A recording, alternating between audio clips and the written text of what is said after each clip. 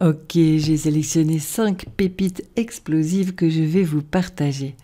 On commence avec Stack.money et là je fais une sélection avec les cryptos qui ont moins de 20 millions de market cap et qui ont un score de la colonne CoinRank d'au moins 70%. Bon, moi j'ai tout ça dans mes fichiers Excel, mais vous pouvez aussi le faire manuellement avec un compte gratuit. Donc d'abord, il faut cliquer sur la colonne Market Cap pour les trier et ensuite descendre jusqu'à la zone 20 millions et moins. Donc ça fait une grosse vingtaine de pages. Et là, visuellement, il faut sélectionner celles qui ont un score élevé et relever en même temps les 3 autres scores. C'est vraiment super. Avec un compte gratuit, on peut voir 1500 cryptos avec leur score fondamental, développeur, social et le score global qui est un peu leur marque de fabrique, c'est CoinRank. Bon, j'ai fait la sélection, il y en a une centaine. Ce qui est déjà un gros progrès parce que dans mes fichiers Excel, j'ai 14 000 cryptos. Pour l'étape suivante, j'ai choisi tokenmetrics.com. C'est une source que j'utilise depuis plusieurs années et les scores les plus intéressants à mes yeux sont ceux que je reçois par email avec un score fondamental et un score de technologie qui est fait par des experts. Bon, pour ça, il faut un compte premium, c'est assez onéreux.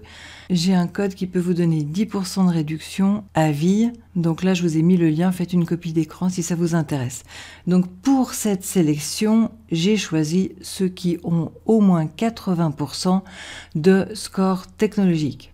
Et parmi ceux qui restaient, j'ai choisi le champion en Total Value Locked, c'est-à-dire quelle quantité de fonds sont confiés à ce protocole. C'est quelque chose que vous pouvez voir sur defilama.com. En deuxième, j'ai choisi le champion en valeur intrinsèque. Ça, c'est ma note à moi qui est le total de mes 200 colonnes de score dans mes fichiers Excel. Et en troisième pépite, j'ai choisi le champion qui avait les plus hauts scores à la fois dans la note fondamentale et la note technologique de Tokenmetrics. Ça nous en fait 3. Et j'en ai ajouté 2 en bonus. Tadada, voilà la sélection. Ces 5 pépites ont toutes un très haut potentiel pour faire entre x10 et x100. Et j'insiste sur le mot potentiel. Certaines vont bien performer et d'autres vont mal performer. Quand c'est très petit, c'est très risqué. Il faut le faire avec une toute petite portion du portefeuille. Alors, les 3 du haut, ce sont les 3 champions dont je parlais à l'instant. Il y a d'abord Gelato, à 12 millions de market cap. Il sert à automatiser l'exécution des smart contracts, par exemple, si vous voulez faire un paiement régulier sans avoir besoin de le faire manuellement, ça peut s'automatiser très facilement. En fait, Gelato est utilisé en tâche de fond à plein d'endroits, on ne s'en rend même pas compte, même Uniswap l'utilise. Donc je mettrai un stop loss sur mes Gelato début septembre. Je pense que je le mettrai à 10% en dessous du prix et ensuite je le monterai en même temps que le prix, mais ça permettra de sécuriser les bénéfices parce que autour du 11 septembre, il va y avoir une grosse libération du vesting.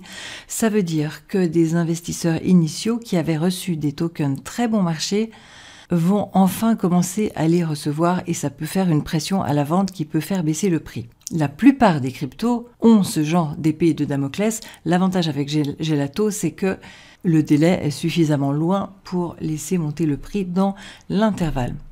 Ensuite, le deuxième champion, c'est MCDEX, qui est dans la catégorie des produits dérivés. C'est une catégorie qui n'est pas assez développée dans le monde des crypto-monnaies si on compare en pourcentage par rapport à la finance traditionnelle. Donc on s'attend à un beau potentiel de croissance sur la catégorie des produits dérivés, en anglais derivatives. Alors MCDEX, ils sont là depuis longtemps, ils ont des versions qui tournent en production, ils sont en train de préparer la version 4, ils travaillent dans l'ombre et quand ils seront sous les feux des projecteurs pour la prochaine version, ça pourrait faire un joli multiple.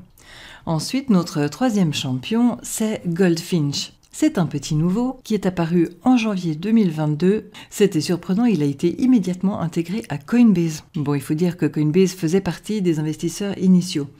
Donc Goldfinch permet de faire des prêts sans collatéral avec un protocole super intéressant qui inclut des procédures de sécurité, des auditeurs et ils sont déjà très actifs sur plusieurs continents, entre autres dans des pays en voie de développement où les petites entreprises n'avaient pas accès au crédit.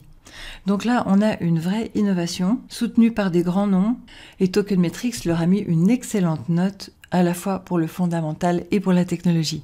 Je mettrai un stop loss début juillet parce qu'on aura là aussi une libération du vesting autour du 11 juillet qui pourrait occasionner une chute de prix. Bon, quand le projet est bon, ce genre de chute de prix est temporaire, mais c'est bien agréable de prendre des bénéfices et si le projet est très qualitatif, on peut racheter plus bas. Et maintenant, nous arrivons à Bogd Finance. Je vous en ai déjà parlé dans une précédente vidéo, j'ai même fait un mode d'emploi. Entre-temps, ils se sont très bien développés. Au départ, ils étaient seulement dans la BSC avec PancakeSwap. C'était déjà génial de pouvoir mettre des ordres limites sur index. Et ensuite, ils ont ouvert la même chose dans Avalanche, Phantom, Gnosis, et ils continuent à en préparer d'autres. Et la nouveauté, c'est qu'ils viennent d'ajouter la possibilité d'acheter directement du BNB sur leur plateforme en payant avec une Visa ou une Mastercard. Et ça peut bien aider à l'adoption. C'est très intéressant. En plus de ça, entre-temps, j'ai discuté avec un administrateur de leur groupe Telegram qui m'a confirmé que c'était réellement un fair launch, dans le sens qu'il n'y a pas de VC qui aurait un paquet de tokens bon marché achetés lors d'une prévente. Il n'y a pas eu de prévente. Donc on n'a pas cette épée de Damoclès. Donc lorsqu'on a un fair launch sur un projet de qualité, c'est très positif pour laisser monter le prix. Et le cinquième, voilà, c'est un coup de cœur. Il s'appelle Watchdo. Le symbole, c'est WDO. Il a 1 million de market cap. Il est minuscule. Donc je vous rappelle, plus c'est petit, plus c'est risqué, mais aussi, évidemment, ça augmente le potentiel de bénéfice parce qu'il est beaucoup plus facile de faire x10, x20, x50 lorsqu'on part d'un tout petit market cap. C'est un projet good vibes, vraiment bonne vibration, bonne ambiance. Il s'agit d'une application qui sert à faire de l'entraide en vidéo. La thématique me plaît, donc j'ai envie que ce projet il marche bien. Donc j'en achète, j'en ai déjà acheté plusieurs fois, je continuerai à en acheter un peu de temps en temps pour les soutenir. Et en plus, je pense que c'est vraiment un très beau potentiel. Le projet a tout ce qui va bien, il y a un audit, les fonds sont bloqués sur PancakeSwap pour 365 jours. Le porteur de projet est très solide, vraiment une personnalité dynamique, persévérante, expérimentée. L'application est en cours de développement, j'ai vu les maquettes, elles sont très bien. Donc c'est une pépite avec un très beau potentiel. Et maintenant on passe à la 6e pépite. La 6e pépite, c'est vous-même. Parce que investir en soi-même, c'est le meilleur investissement du monde. Donc il faut se former, il faut monter en compétences. Et je vous encourage à aller voir la page crypto-expert.ch et à venir nous rejoindre dans la formation et ensuite dans le groupe privé. Si le cœur vous en dit, vous serez bienvenus. Maintenant, je serais curieuse de savoir ce que vous avez pensé de mes petites pépites et aussi quelles sont les vôtres. Mettez-moi un petit commentaire, je les lis tous. Alors à bientôt.